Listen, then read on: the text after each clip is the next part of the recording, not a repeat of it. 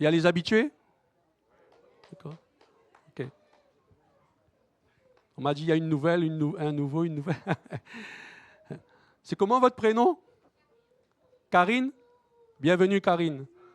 Karine de Trois-Rivières, de Montréal, de Québec? Ah, c'est bon. Mais c'est quand même un défi de venir. Shawinigan, c'est quand même 30 minutes là. Bon, bon. Soyez bénis en tout cas. Ce matin, je vais inviter notre sœur Claire, notre enseignante, à emmener la parole. Elle a été inspirée pour la parole ce matin. Elle est le canal, elle est la messagère. On dit toujours, quand vous attendez une bonne nouvelle ou vous attendez une nouvelle chez vous, un facteur arrive. On dit bien ça ici, un facteur. Quand un facteur arrive pour porter un courrier, une bonne nouvelle ou une accusé de réception ou un colis ou je sais. Ah, ou les colis d'Amazon. Ah, faut pas dire, faut pas, on efface ça. Hein. Si on dit Amazon, il faudra dire tous les autres. Il faudra faire de la pub là. Mais ce que je veux en venir très important, c'est que quand une personne vient emmener un colis que vous avez commandé ou sinon un courrier que vous n'y attendez pas, là, quoi que ce soit, des fois c'est une femme ou un homme, n'est-ce pas? Mais pour la parole de Dieu, c'est pareil. Nous, on a cette conviction-là, on croit ce que une femme ou un homme qui vient emmener la parole, c'est la parole de Dieu, ça reste la parole de Dieu. C'est le Saint-Esprit qui parle à travers sa parole, à travers on est des canaux. Donc, c'est juste pour vous dire, dans cette on a déjà dit ça à l'Église, mais si le Seigneur reparle de ça, je pense qu'il faut le dire encore. On reste les messagers, on reste les facteurs. On ne regarde pas l'enveloppe, on ne regarde pas l'homme ou la femme, là, on regarde au message qui va être dit et à ce que le Saint-Esprit veut vous souffler dans votre cœur. Ça, c'est le plus important. Qu'est-ce que le Saint-Esprit a à me dire ce matin? Donc, soyez bénis dans le nom de Jésus. Amen.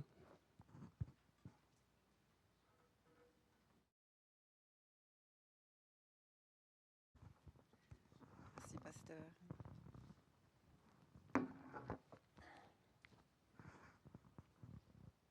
Alléluia. Bonjour à tous. Bon matin, qu'il est bon de vous voir, qu'il est bon d'être là dans la présence de Dieu. Merci Seigneur. Oui, honneur et gloire à notre Seigneur Jésus, à l'agneau de Dieu qui a tout donné pour nous, qui a étalé sur cette croix pour nous. Honneur et gloire à toi Jésus. Jésus, à toi l'honneur, à toi seulement l'honneur Jésus. Merci Papa. Ce matin, la parole que le Seigneur m'a donnée pour partager avec vous, ça concerne justement l'Église, l'Ecclésia, la mission qu'il a donnée à l'Église et pourquoi l'Église, d'où est née l'Église et ce qu'on a à manifester, la gloire de Dieu. Servir à la louange, la gloire de Dieu. Amen. Servir à la louange. Merci Seigneur. Je vais partager sur principalement le livre des Éphésiens. Alors Seigneur notre Dieu, ce matin, Papa, je me tiens devant toi avec tes fidèles, avec tes enfants, Père. Nous tenons devant toi avec reconnaissance. Vois, Seigneur, la foi de ton Église, l'amour fraternel qui unit tes enfants. Vois la foi vivante de ton Église. Ô Seigneur, nous te bénissons, Seigneur, pour cette œuvre merveilleuse que tu as accomplie parmi nous ce matin. Ô Père de gloire, je te prie, accorde-nous l'esprit de sagesse et de révélation pour que nous puissions connaître, ô Dieu, plus profondément ce que tu as à nous dire dans ce temps. Éclaire les yeux de notre cœur afin que nous puissions saisir pleinement, Seigneur, l'espérance à laquelle tu nous as appelés. Et que nous découvrions la richesse de ton héritage, l'héritage que nous avons en toi, Jésus, l'héritage que tu as réservé pour tous les saints. Amen. Que dans ta présence, Seigneur, que ce lieu-là, Seigneur, ce matin, dans ta présence, soit un lieu de rencontre, un lieu de transformation. Seigneur, viens nous visiter. Viens nous transformer. Viens te révéler à ton Église. Viens, Seigneur, dispose nos cœurs à t'écouter, toi, ô Dieu, la parole qui est relâchée, Jésus-Christ, au nom de Jésus. Amen. Amen. Gloire à toi, Seigneur. À toi, Seigneur, nous voulons donner toute la gloire. Merci de bénir le canal que je suis, Seigneur, la servante de l'Éternel. Merci, Papa. Alors, je vais commencer par ce que Dieu nous a donné à nous, l'Église. Ce qui m'a frappé, c'est dans le verset 10, c'est Éphésiens 3 au verset 10. Mais pour qu'on puisse comprendre, je vais commencer à partir du verset 3, où Paul parle aux Éphésiens. Il parle, quand il écrit cette lettre, il écrit aux Éphésiens, il écrit, c'est destiné principalement aux païens, c'est-à-dire aux non-juifs. Et il écrit au verset 3, c'est par révélation que j'ai eu connaissance du mystère sur lequel il a écrit aux Éphésiens. Au verset 6, il parle d'un mystère, la connaissance d'un mystère. Ce mystère, c'est que les païens, donc les non-juifs, sont co-héritiers, forment un même corps et participent à la même promesse en Jésus-Christ par l'Évangile. Amen. Quelle grâce nous avons, bien-aimés. Nous qui étions étrangers, nous avons entendu la parole, nous avons cru, et par cette promesse qu'il a faite, notre Dieu, cette alliance qu'il a faite, qui était au départ pour Israël, en écoutant la parole, en acceptant Jésus comme Seigneur et Sauveur, cette promesse, elle est pour nous. Et on devient co-héritier de la promesse. Amen. Gloire à Dieu. Merci Seigneur. Alléluia Jésus. Alors au verset 8, il dit « À moi qui suis le moindre de tous les saints, cette grâce a été accordée d'annoncer aux païens les richesses incompréhensibles de Christ. » Et mon verset, au verset 10, « Afin que les dominations et les autorités dans les lieux célestes connaissent aujourd'hui, par l'Église, Ecclésia, la sagesse infiniment variée de Dieu, selon le dessein éternel qu'il a mis à exécution par Jésus-Christ, notre Seigneur. » Amen. Afin que les dominations et les autorités dans les lieux célestes connaissent aujourd'hui par qui, bien-aimés?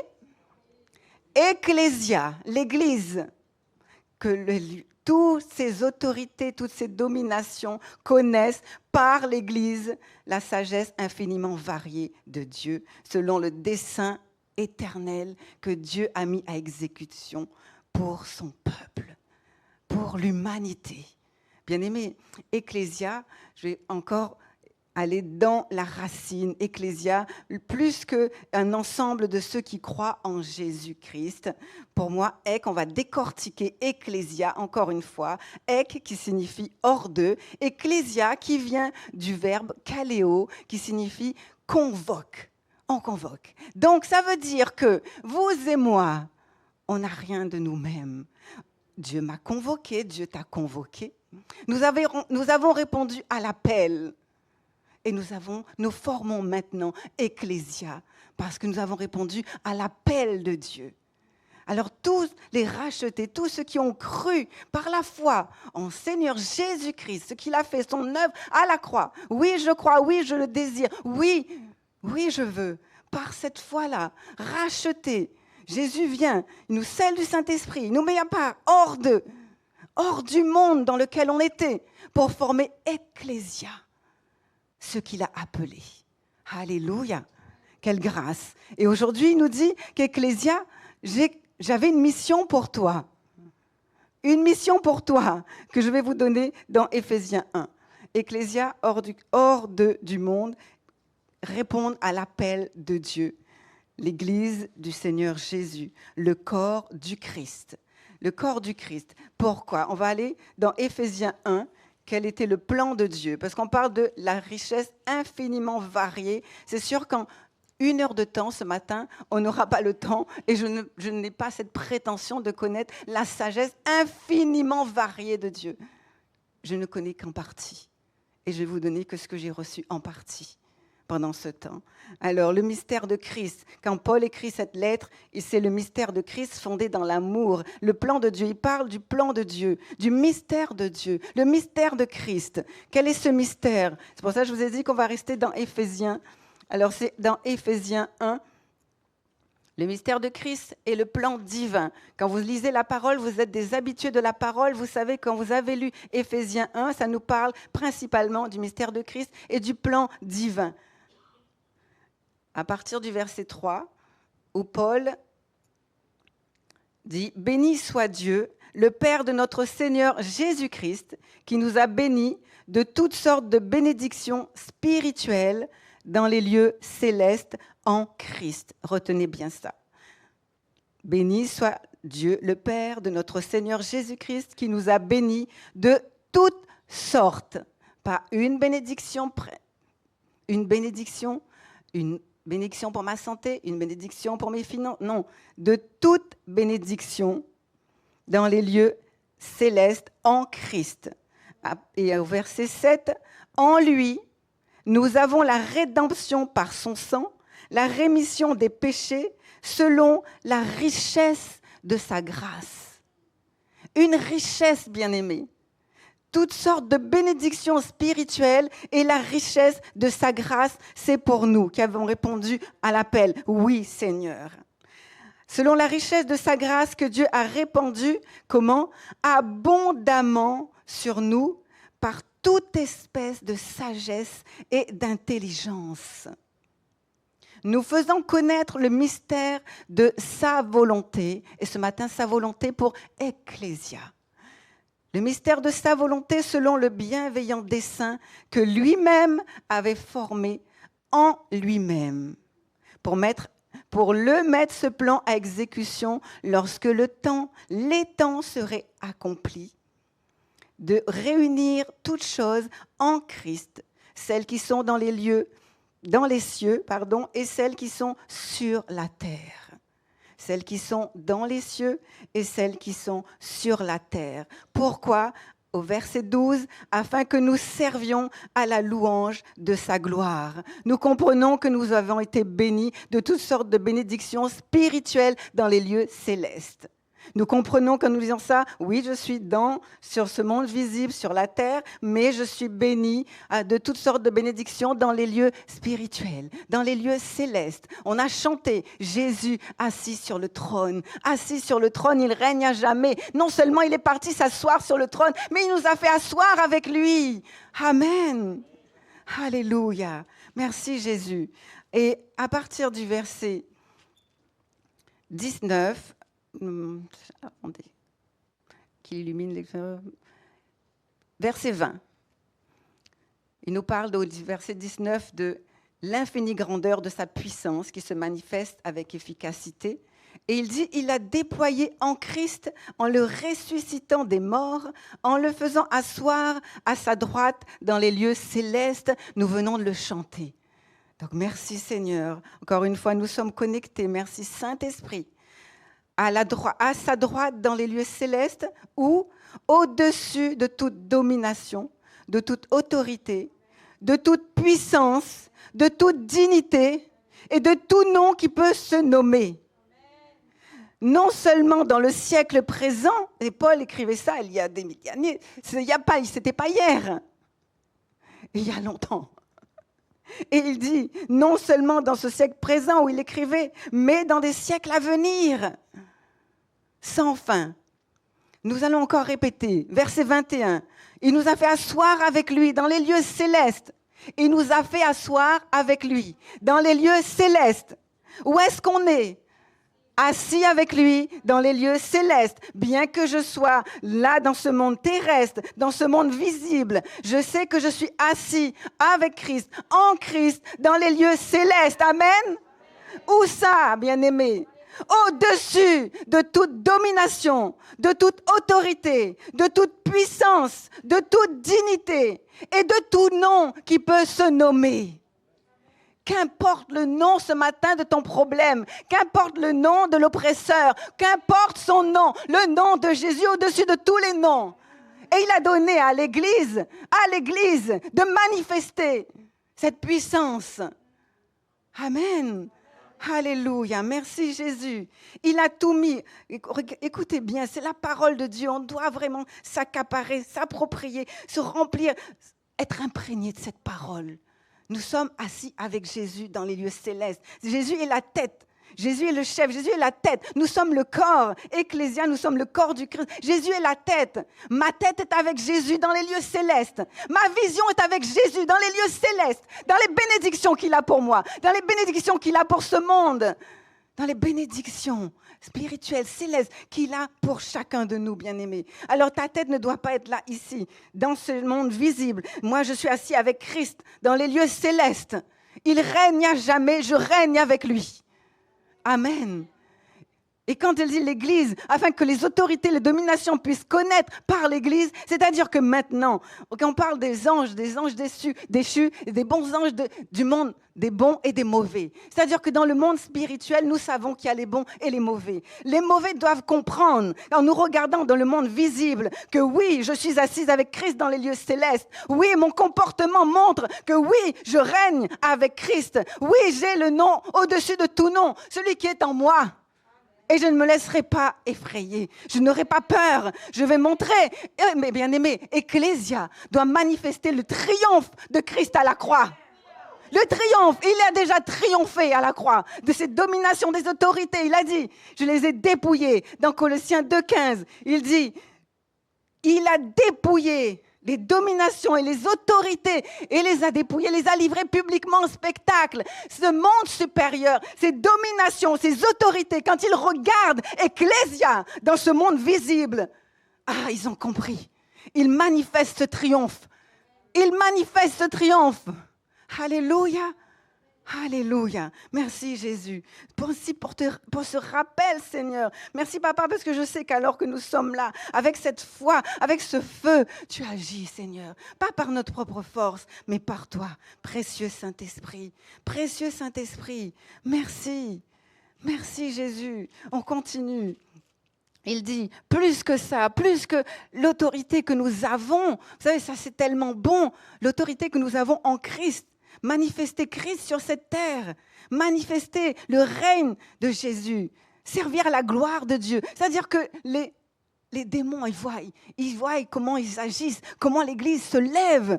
Et ils disent, ça leur rappelle leur fin, ça leur rappelle leur défaite. Et ça rappelle que leur fin qui arrive, la fin de Satan qui arrive. Mais les anges qui voient, le monde invisible, les anges, les archanges qui louent le Seigneur. Il dit qu'on sert la louange du Seigneur. Nous servons à la gloire de Dieu.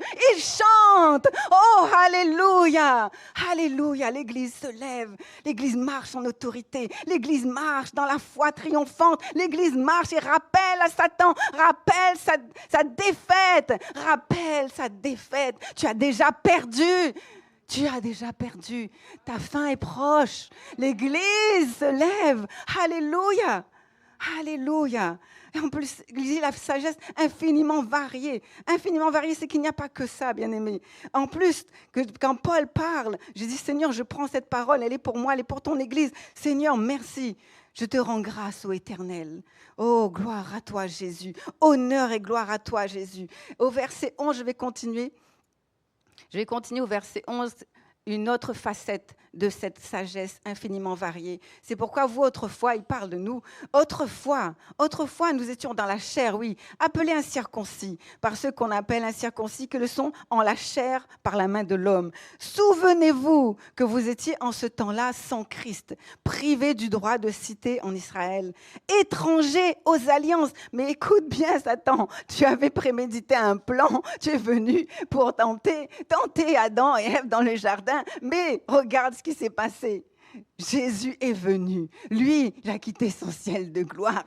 Et il est venu, il a dit, écoute, là, tu es venu tenter un homme, mais moi, je viens là et je vais racheter. Je vais racheter par ma vie la sagesse de Dieu. Folie pour les hommes. Comment un Dieu, un père a pu envoyer son fils? La folie pour les hommes. Mais sagesse de Dieu. Le plan éternel, le plan divin. Tu ne gagneras jamais. La louange, ce n'est pas pour toi. Toi, Lucifer, tu voulais la louange. Aujourd'hui encore, tu veux pervertir la louange parce que tu veux encore la louange. Tu veux qu'on t'adore. Mais non, je me suis choisi un peuple qui, en mon nom, qui croit en moi, en Christ, qui va louer le Seigneur, qui va me louer, m'adorer en tout temps. Dans tout ce qu'ils font, l'adoration, dans le service, ils vont m'adorer, dans leur louange, dans l'adoration, dans ce qu'ils sont en train de faire dans leur maison, dans leur temps de prière, leur temps d'intimité, dans tout ce qu'ils sont en train de faire, ils sont en train de m'adorer. L'adoration, ça me revient. Écoute bien, ça me revient, dit Dieu. Jamais elle ne sera à toi. Jamais. Et même s'il est venu tenter Jésus dans le désert, pourquoi il voulait que Jésus l'adore? Non, il cherche toujours l'adoration. Non, non, non. Je me suis fait un peuple. Ce peuple-là se lève en unité. Toi qui es venu diviser dans le jardin, bien-aimé, alors qu'il est venu déjà diviser un couple. Quand il a dit, voilà, Adam dit, mais c'est pas moi, c'est la femme que tu as mis. Non, non, non, c'est déjà la division. Mais le plan éternel de Dieu, sa sagesse infiniment variée, c'est qu'avec ce peuple-là, l'Ecclésia, bien-aimé, ce qu'il veut, c'est pas que chacun de nous, quand on a cru, on a été racheté, qu'on vive ma vie, mon ministère, mon zèle, individuellement. Non, non. Le plan de Dieu, ce qu'il avait en tête, ce qu'on vient de lire, c'est qu'il se forme un peuple uni, un. Recréer l'homme. Un homme, nous tous ensemble, quand on dit on est le corps du Seigneur Jésus-Christ, un homme, recréer l'homme.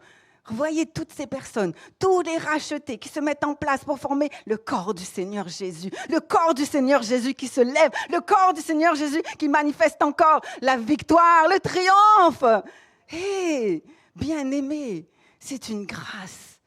C'est une grâce que Dieu nous a fait. C'est un privilège vraiment d'être appelé et d'être participant. Là maintenant, c'est ce qu'il veut. Ce n'est pas quelqu'un qui travaille avec un chrétien éparpillé là, que ce soit dans toutes les nations. Non, non. Le plan éternel, divin, c'est que tous travaillent en unité, que nous tous, nous soyons un seul. Il le dit dans sa parole, recréer l'homme. Recréer. Il le dit dans verset 15, ayant anéanti par sa chair la loi des ordonnances dans ses prescriptions, afin de créer avec lui, en lui-même, avec les deux, un seul homme nouveau en établissant la paix. Là, il parlait d'Israël. Maintenant, il y a Israël. Non, non, en un seul. Nous, juifs, non-juifs, un seul. Un seul. Il y avait l'Israël, le peuple de Dieu. Maintenant, il y a le peuple de Dieu. Recréé en unité. Voilà la sagesse de Dieu. Ah oui, c'est folie pour certains. Folie. Ah, Satan, il ne s'attendait pas à voir ça. Non, il ne s'attendait pas. Mais Dieu, l'Éternel, le puissant, oh, celui qui a toute sagesse, la sagesse infinie, éternelle, c'est lui la sagesse. Oh Dieu, lui qui a daigné venir nous mettre un morceau, une portion de sa sagesse en nous. Sa sagesse. Mais il dit, ce que tu sais, ce que tu connais là maintenant, c'est qu'un morceau. Ce que tu prophétises, ce que tu partages, c'est qu'un morceau. C'est tous ensemble, en complémentarité. Un seul, vous administrerez la défaite, vous administrerez la victoire. Ce n'est pas en individuel, c'est tous ensemble. Alors bien aimés, quelles que soient les dénominations, il y a des dénominations de toutes sortes d'églises, église baptiste, église ci, église ça. Bien aimé, le temps arrive où tout ça, ça doit disparaître. Tout ça, ça doit être renversé au nom de Jésus. On n'est pas limité par des murs, bien aimé. Ce n'est pas des murs.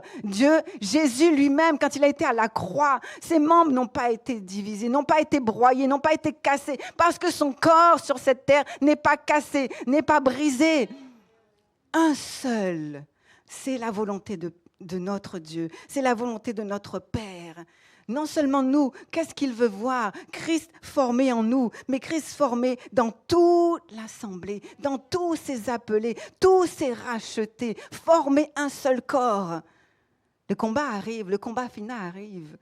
Qu'est-ce qu'il dit? Ils l'ont vaincu par le sang de l'agneau et par leur témoignage. C'est pourquoi quand Jésus nous parle, il nous dit, je suis assis dans les lieux célestes, vous êtes avec moi. Et il nous a fait asseoir avec lui. Donc maintenant, que tu ne te laisses pas diriger ou conduire ou attrister par ce que tu vois. C'est normal, c'est légitime d'être triste parce que je ne vois pas ça, de souffrir dans mon corps parce que c'est réel. C'est réel. À ce moment-là, bien-aimé, regarde en haut, regarde au Seigneur, regarde à Jésus. Il est notre solution. La parole a été relâchée ce matin. Il est notre tout. Tout est en lui. Quelle que soit la chose que j'espère, quelle que soit la chose que j'attends encore aujourd'hui, la solution est en toi, Jésus. La solution est en toi. Ma guérison est en toi. Ma délivrance est en toi. Ma provision est en toi. Quelle que soit la provision, c'est en toi. Tu es Yahweh. Yahweh, j'irai. Yahweh, la provision. Yahweh, Rapha, la guérison. Seigneur, merci. Merci, Seigneur, pour cette grâce que tu nous as fait, Jésus, d'être avec toi dans les lieux célestes. Encore une fois, nous réconcilier. Lui, c'est réconcilier. Réconcilier son peuple. Réconcilier les deux. Réconcilier juifs, non-juifs. Réconcilier un seul. Un seul. Réconcilier tous ces chrétiens qui travaillent pour son propre ministère, son propre ventre. Dieu ne nous a pas appelés à ça. Bien-aimés, Dieu ne nous a pas appelés à travailler en individualité. Ce n'est pas son plan. Son plan, c'est que nous travaillons tous ensemble, tous en un seul corps, dans l'unité. Dans l'unité, quand il parle d'une sagesse infiniment variée, vous savez, infiniment variée, ça vient du grec polypoikilos, Sophia, sagesse infiniment variée. Et polypoikilos, c'est multicolore, riche, créative, illimitée. Regardons-nous ici, la sagesse de Dieu, multiculturelle, unie en Christ, par Christ. Amen. Ça, c'est la victoire. Alléluia, Seigneur, qu'importe le langage. Mais Seigneur, on ne se comprend pas, mais on a le langage de Christ. On ne se comprend pas, je ne comprends pas le portugais, je ne comprends pas le créole, je ne comprends pas l'anglais, mais on a le langage de Christ. Alléluia, alléluia, unis en Christ, par Christ. Alléluia. Ce qu'il y a dans l'église de Christ, c'est un chrétien, c'est Christ. Dans l'église de Christ, il y a Christ. Amen. Si il n'y a pas Christ, ce n'est pas l'église de Christ, ce n'est pas le corps du Christ. Alors, merci Seigneur. Alléluia. Nous voyons encore là la sagesse de Dieu, où nous sommes tous réunis ensemble. Il n'y a pas de différence. On s'aime du même amour, c'est l'amour de Jésus. Alléluia. Le même amour, ça n'a pas de limite, ça n'a pas de couleur. Alléluia, c'est pur. Merci Seigneur. Les gens de toute origine, toute culture, toute histoire, qu'importe ton histoire, on se réunit ensemble pour louer un même Dieu. Alléluia. Là où, dans le monde, ceux qui ne connaissent pas Christ, ils sont dans le jugement, dans le racisme. Nous, en Christ, il n'y a pas ça. Quand je regarde mon frère, je regarde ma sœur, je vois Christ. Je ne vois pas si elle est portugaise, elle est brésilienne, elle est noire, elle est blanche. Non, non. Je vois Christ. Alors merci Seigneur, que les voiles tombent toujours, Seigneur, que nous puissions voir Jésus. Oui, l'église de Christ, il y a Christ vivant dans ton église. Il y a l'amour de Dieu. C'est ça, vraiment, la sagesse. Ça démontre, nous démontrons la sagesse qui dépasse le système humain. Alléluia. Alléluia, gloire à Dieu. Et quand nous sommes tous ensemble, ce que le monde spirituel doit voir, c'est l'amour, le pardon, l'unité, la foi. Voilà les couleurs de la sagesse de Dieu, bien-aimés. L'amour, la foi, l'unité, le pardon. Alléluia, la maison de Dieu. Ecclésia. Qu'Andic doit connaître par l'Église, c'est ce que nous devons être, c'est ce que nous devons manifester. Alléluia, gloire à Dieu, gloire à Dieu. Oui Seigneur, merci Papa, c'est le seul point commun, Jésus-Christ, Jésus-Christ. Alors les anges déchus, et quand ils voient l'Église, ça leur rappelle le triomphe du Christ sur la croix. Ils voient et ça, ils disent, oh, ça me rappelle ça. Jésus, c'est Jésus, j'ai tout essayé. Et non, mais en plus, là, il n'y a plus un homme. Il y a des milliers de personnes en plus. Alléluia. Alléluia, gloire à Dieu. Merci Jésus. Merci Jésus. Oh papa, merci. Quant aux saints anges, j'ai fait là le parallèle avec les saints anges. Eux, à travers la croix, ils voient l'immensité de l'amour de Dieu. Ils voient la manifestation grande, la manifestation, quand ils voient la croix, ils voient Jésus, la manifestation grande et admirable de Dieu. Une manifestation grande, admirable de Dieu, Jésus sur cette croix. Et il chante, bien-aimé. Alors, gloire à Dieu. Merci Seigneur. Merci Papa. Merci Jésus. Alors, la sagesse, elle est révélée. Le but de Dieu, faire connaître par l'Église la sagesse de Dieu, infiniment variée. Et il en a d'autres en réserve. La sagesse est révélée aux forces angéliques, bonnes ou mauvaises.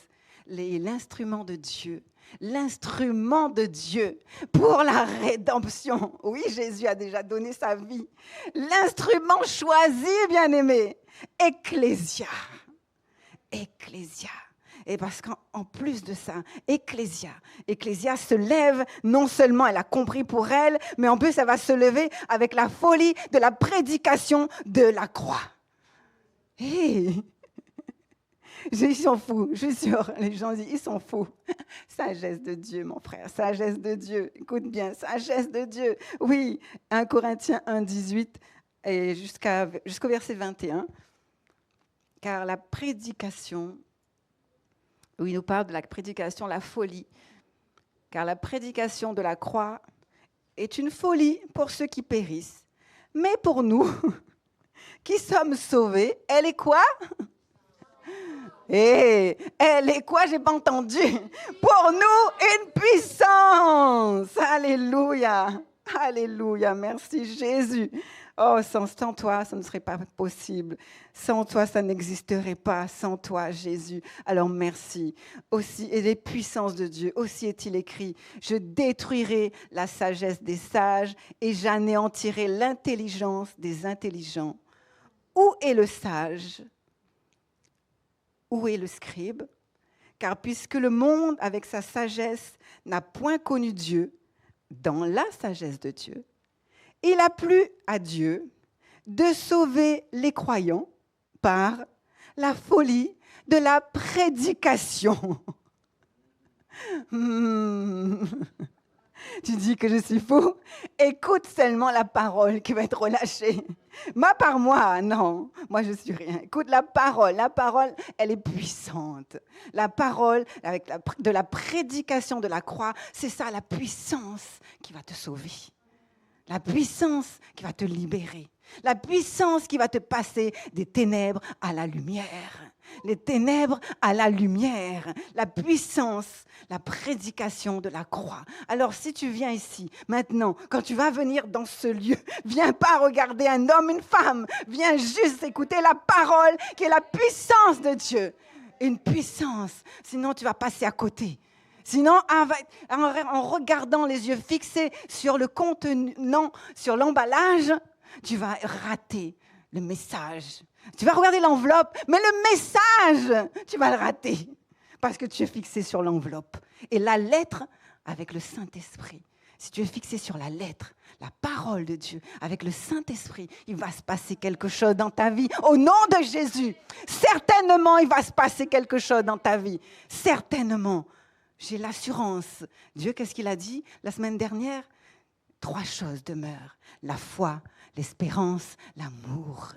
Ecclésia à la foi, l'espérance, l'amour. Aujourd'hui, elle va marcher encore plus dans la foi, elle va marcher encore plus dans l'espérance et dans l'amour. Pourquoi? Parce que Jésus-Christ, qui est la tête de cette église, le chef de cette église, c'est lui l'amour. Et nous ne sommes que les corps et tout se passe dans la tête. Amen. Dans la tête, Jésus. Dans ma tête, Jésus. Il descend directement là, dans mon cœur. Il me transforme. Et moi, j'ai l'amour de Dieu qui vit en moi. Repensez à ce grain. Jésus, il a dit, si le grain de blé ne meurt, il parlait de lui, il fallait qu'il meure pour pouvoir qu'il y ait cette multiplication, pour pouvoir libérer la vie. Quand vous faites du jardin, si vous avez déjà jardiné, vous savez qu'avec une seule graine de plante sèche, vous allez mettre en terre. Ça va arriver, que le vent va arriver, quand vous allez arroser, vous allez regarder, il n'y a pas qu'une fleur qui a poussé. Il y a plusieurs fleurs qui ont poussé dans le jardin. Plusieurs. Là, c'est pareil. Jésus, lui, le grain qui est venu à la croix mourir, c'est ce grain qui a séché, qui est tombé dans la bonne terre. Et là, avec la parole qui est arrosée, ça pousse, il y a la multiplication. La vie. Il est venu relâcher. Par sa mort, il est venu relâcher la vie dans tout ce qui était mort. Amen. Par sa mort, relâcher, libérer la vie. Et l'Ecclésia, elle est vivante de la vie de Christ. Alléluia. Merci Jésus. Merci Papa. Merci Seigneur pour tout ce que tu fais. Bien-aimés, c'est vraiment une bonne nouvelle. On peut chanter, on peut danser, c'est une bonne nouvelle parce que Dieu nous rappelle que combien même vous êtes dans ce monde visible, il y a un monde spirituel, il y a un monde invisible. Et rappelez-vous, vous êtes assis avec Christ. Vous êtes assis, on est assis avec Christ dans les lieux célestes. Jésus, la tête, ma tête n'est pas là. Non, non, non, dans ce monde physique, physique, matériel. Je suis bénie de toutes sortes de bénédictions spirituelles. Je lève la tête, je vois, j'ai la perspective. Alors que la tête est assise à la droite du Père, la tête, Jésus-Christ est assis à la droite du Père. Il a tout sous ses pieds, tout sous ses pieds. Moi, je suis avec lui assis dans les lieux célestes. C'est-à-dire que maintenant, je ne vis plus par mes pensées. Je ne vis plus par mes pensées. J'ai la pensée de Christ. Je me souviens des bénédictions qu'il a relâchées pour moi. Sinon, son sacrifice, c'est en vain à la croix. Mais il est parti à la croix pour nous donner cette autorité, pour que nous puissions manifester aujourd'hui cette autorité dans son Église, par son Église, qui est son corps. Amen. Alléluia. Même les autorités célestes, vous savez, toutes les autorités célestes doivent voir Ecclésia dans tout ce qu'elle fait. Merci Jésus. Je vais conclure par, c'est vrai que l'église Ecclésia que nous sommes, elle n'est pas une église parfaite, mais j'ai l'assurance que Ecclésia, elle a été choisie. Amen. Elle n'est pas parfaite, mais elle est choisie. Parce que chacun de nous qui formons cette église, nous avons été choisis. Amen. Amen. Donc, c'est vrai qu'elle n'est pas toujours forte. C'est vrai, elle n'est pas toujours forte. Mais ce que nous avons, elle est remplie de l'Esprit de Dieu. Elle est remplie du Saint-Esprit. Amen. Alléluia. Alors merci Seigneur Jésus. Merci Seigneur, parce que nous savons que maintenant, quand Dieu a dit dans sa parole, afin que les dominations et les autorités dans les lieux célestes connaissent aujourd'hui par l'Église, nous savons que nous, maintenant, ce que nous avons à faire, nous lever. Église pas parfaite, Église pas toujours forte, mais nous avons Jésus-Christ qui est la tête, le chef de son Église, et elle est remplie du Saint-Esprit. L'Église, elle porte la mission glorieuse. Ce n'est pas n'importe quelle mission que Dieu nous a donnée à Ecclésia. Non, c'est une mission glorieuse. Glorieuse. Et il nous a confié la tâche de révéler sa sagesse au monde, pas seulement au monde terrestre, mais aussi dans les cieux. Alors vivons avec cette conscience. Adorons toujours avec ce feu. Aimons vraiment avec la profondeur de l'Esprit de Dieu. Avec sa profondeur. Alors merci Seigneur Jésus, que tu utilises ton Église pour te révéler. Pour révéler qui tu es. Je te remercie, Père éternel, parce que quand le monde voit, le monde terrestre, le monde spirituel, le monde invisible voit ton Église, on est le miroir, Seigneur. Miroir de ta sagesse, miroir de ton amour, miroir de ta puissance. Merci de permettre à Ecclésia de te manifester dans ce monde. Alléluia. Amen. Merci Jésus. Merci Seigneur.